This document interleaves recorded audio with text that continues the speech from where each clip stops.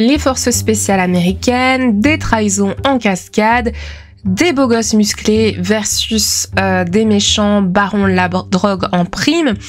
Bref, le scénario de The Losers, on s'en fiche un peu. C'est le style qui compte, pas l'écriture, c'est la forme et pas le fond. Alors, l'intro de The Losers est en elle-même très originale, donc on a droit à une parodie du héros américain et patriote. Et en fait, on se retrouve finalement avec un grand enfant qui joue avec des figurines et qui transforme son jouet Godzilla en gros pervers, pour faire simple. Et ça, c'est une bonne intro de film parce que ça transmet tout de suite le ton qui est ici en l'occurrence très décalé, et ça déroute le spectateur qui est aussitôt plongé au milieu d'une action dont il ignore tout. Donc c'est une intro très dynamique, et même s'il a suffi finalement de à peine 10 secondes au film pour bien présenter ce premier personnage, donc c'est une intro efficace.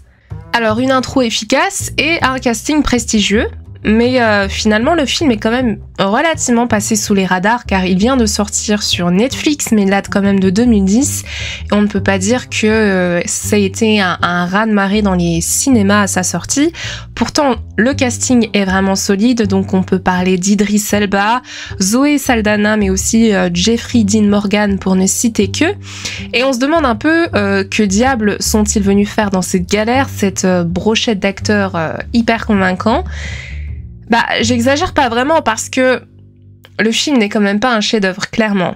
Alors, pour le point positif, il est fait de façon hyper immersive, dynamique, c'est très énergique, le rythme est enlevé, et cette énergie, justement, elle est renforcée par le casting qui est testostéroné, et la musique d'ambiance qui joue un rôle important parce qu'elle est constituée, en gros, de gros standards du rock, et bref, on a droit à du classique et à du lourd dans tous les aspects du film.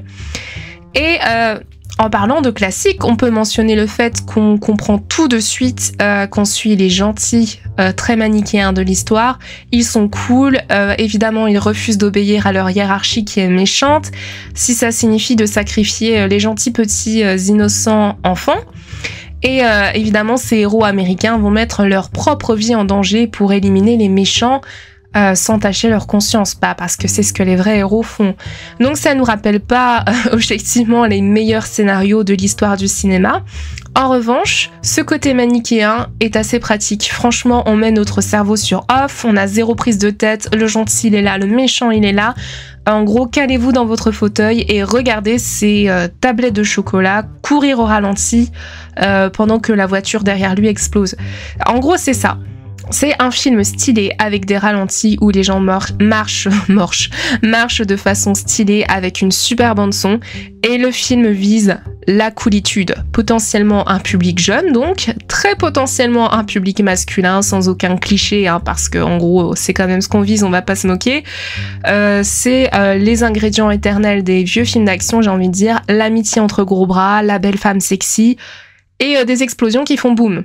Alors oui, le mélange gros muscles, gros gun, c'est clairement dans le classique des films d'action, même des années 80-90.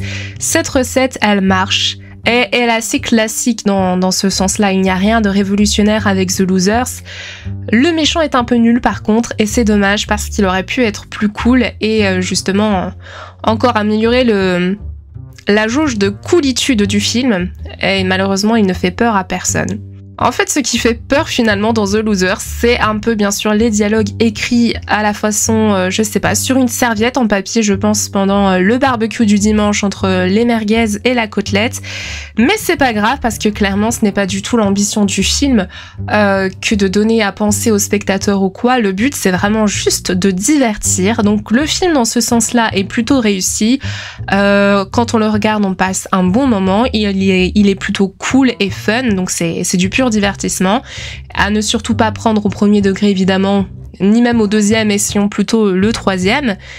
Et franchement, il y a moyen de passer un bon moment, une bonne soirée devant ce film si on n'en attend pas trop et si on ne pense pas que ça va être un chef-d'œuvre du 7e art en se mettant devant. On peut quand même souligner que le réalisateur est français, donc Sylvain White, et qu'il a aussi réalisé en 2018 un film d'horreur particulièrement connu, donc Slender Man. Et bah finalement voilà, il n'y a pas grand chose de plus à dire concernant The Losers parce que c'est un film assez stéréotypé et qui ne s'attendait pas à révolutionner l'univers du cinéma.